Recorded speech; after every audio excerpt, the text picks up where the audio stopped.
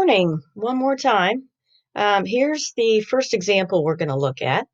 So this is from page 348, number 11 in your book, and this is just a generic problem. We have a sample size N of 20. X bar, our sample mean, is 24.5, and our population standard deviation is 3.1.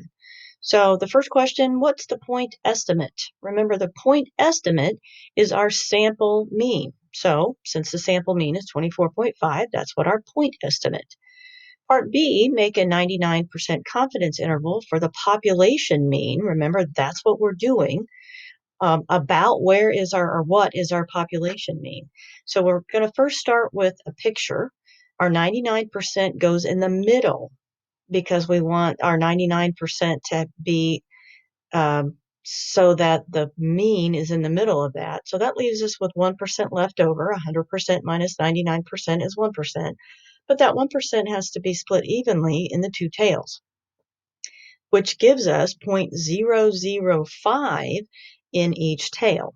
So we can use our graphing calculator, inverse norm, or we can use Desmos, which would be the normal distribution, leave the parentheses open, dot, inverse CDF of 0.005, and you'll get negative 2.58. Now, we don't have to be too concerned about whether it's negative or positive because our formula here has a plus or a minus. So we're going to plug things in. Our sample mean is 24.5 plus or minus, and here's how we calculate our margin of error. Our z-score is 2.58. Then we're going to multiply it by the standard deviation of x bar.